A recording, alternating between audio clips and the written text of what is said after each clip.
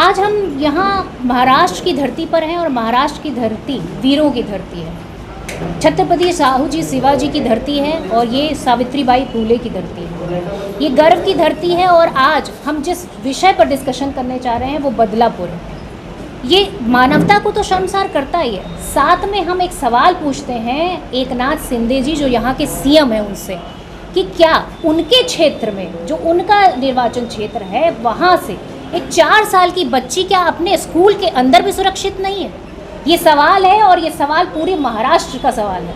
ये सवाल देश का है, महाराष्ट्र की अस्मिता का सवाल है। आज हर एक 4 साल की बच्ची का पिता क्या चैन से उस दिन सो पाया होगा? क्या उसके घर वाले चैन से सो पाए होंगे कि जिस दिन 4 साल की बच्ची के साथ यौन उत्पीड़न होता है? और सरकार का जो रवैया है वो पूरी तरीके से असंवेदनशील रहा। जिस तरह से सरकार ने पुलिस एफआईआर करने में देरी की, आप बताइए प्रशासन किसके अंडर में आता है? गृह मंत्रालय किसके अंडर में आता है? क्या देवेंद्र फडणवीस जी इस बात के लिए माफ़ी मांगेंगे कि 12 घंटे तक उन लोगों की एफआईआर नहीं लिखी गई जिनके घर में जिनकी बच्चियों के साथ अपराध हुआ, 4 साल की अबोध बालिकाओं के साथ यौन उत्पीड़न हुआ? मैं पूछना चाहती हूँ इसके लिए माफ़ी मांगेंगे या नहीं मांगेंगे। दूसरी चीज़ ये है कि सबसे बड़ी इंपॉर्टेंट चीज़ है कि किस तरह के सवाल माता पिता से पूछे गए, उनसे साक्ष्य मांगे गए। क्या ऐसे बिंदुओं पर साक्ष्य मांगना क्या कहाँ तक कि एक मानवता को शर्मसार करने जैसी बात होगी? इस पूरे घटनाक्रम में जिस तरह के रवैया भारतीय जनता पार्टी की सरकार और शिंदे सरकार ने किया है, गठबंधन की सरकार और उनके विधायकों की उपस्थिति में जिस प्रकार से वहाँ के प्रदर्शनकारियों के ऊपर लाठीचार्ज किया गया, वो अपने आप में एक सवालिया निशान है कि क्या प्रदर्शनकारियों के साथ में ऐसा व्यवहार करना उचित है? क्या ये सवाल का जवाब इस देश की जो सरकार है, इस प्रदेश की जो सरकार है, उससे पूछना ज़रूरी नहीं समझते? हम पूछना चाहते हैं कि किस तरह से उन 300 एफआईआर की गई जो प्रदर्शनकारी हैं उनके ऊपर 70 से ज़्यादा लोगों को अरेस्ट करा गया। क्यों अरेस्ट किया गया? क्योंकि वो सिर्फ और सिर्फ प्रदर्शन कर रहे थे, अपना जो है रोष प्रकट कर रहे थे। जिस तरह सरकार का रवैया था उस रवैया को लेकर असंतुष्ट थे और वो चाहते थे कि उस दुष्कर्मी के खिलाफ सख्त से सख्त कार्रवाई हो, पर उसके खिलाफ कार्रवाई करने की जगह 2 दिन तक स्कूल प्रशासन टाल मटोल करता रहा। मैं सवाल पूछती हूँ, स्कूल प्रशासन किस तरह से जिम्मेदारी अपनी निश्चित करेगा? सिर्फ कांग्रेस पार्टी ही नहीं बल्कि हाईकोर्ट की टिप्पणी भी पूरी तरीके से क्लियर है कि किसी तरह से एसआईटी जांच में स्कूल के प्रशासन पर किसी तरह की कोई कार्रवाई नहीं की गई है। एफआईआर में कोई नाम दर्ज किया गया है क्या? ये सवाल है मेरा।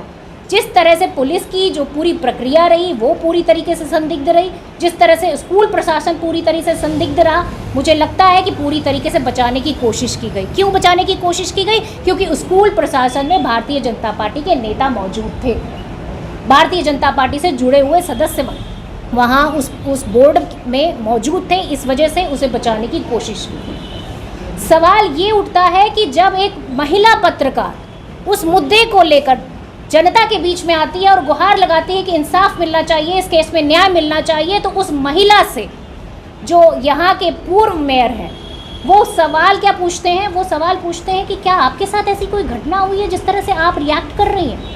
कितनी शर्मनाक सवाल पूछा उन्होंने। मैं पूछना चाहती हूँ कि क्या उनके खिलाफ ये सरकार, शिंदे सरकार कोई कार्रवाई करेगी या नहीं करेगी?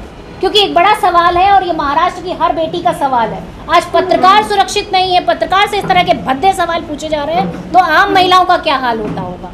और सिर्फ ये घटनाएं यहीं नहीं रुक रही हैं, लगातार इसके बाद भी एक रेप की घटना हुई, इसके बाद भी एक मर्डर की घटना हुई। और आपको मैं बता दूं कि महाराष्ट्र में 20,000 से ज़्यादा केसेस बच्चों के ऊपर अपराध के हैं और ये देश में सबसे नंबर 1 पर है। आज महाराष्ट्र में हर घंटे 2 बच्चों के साथ अपराध होता है और 5 महिलाओं के साथ अपराध होता है। ये है भारतीय जनता पार्टी के गठबंधन की शिंदे सरकार, ये है महायुति की सरकार। इस सरकार से सवाल पूछा जाना चाहिए कि ये कहते हैं महिला बहन। मैं पूछती हूँ कि महिला बहन सुरक्षित क्यों नहीं है आपकी सरकार में? आपने कौन से ऐसे कदम उठाए? इस पूरे प्रकरण में आपका जो रवैया है वो पूरी तरीके से बिल्कुल भी नेग्लेक्टेड दिखाई दिया। आपका बेटी बचाओ अभियान कहाँ है चला रहे भारतीय जनता पार्टी के? ये भी एक सवालिया निशान है। सवालिया निशान है कि भारतीय जनता पार्टी की और जो शिंदे सरकार है, ये गवर्नमेंट है, महायुति गवर्नमेंट, ये पूरी तरीके से लॉ एंड ऑर्डर में फेल नज़र आती है।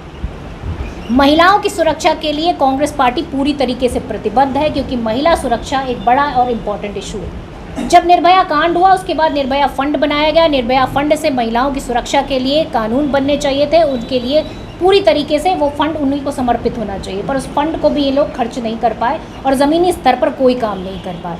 आज महिलाओं की अस्मिता को लेकर जब सवाल पूछे जाते हैं तो इनके नेता मुँह चुराते नजर आते हैं। आप बताइए, क्या कार्रवाई उनके खिलाफ होनी चाहिए जो प्रदर्शनकारी हैं? कार्रवाई उनके खिलाफ होनी चाहिए जो उस अपराध में लिप्त हैं। कॉलेज स्कूल के प्रशासन के लोग लिप्त हैं और उसके साथ में स्कूल का प्रशासन अगर जिम्मेदार नहीं है, एक सीसीटीवी कैमरा नहीं है वहाँ पर।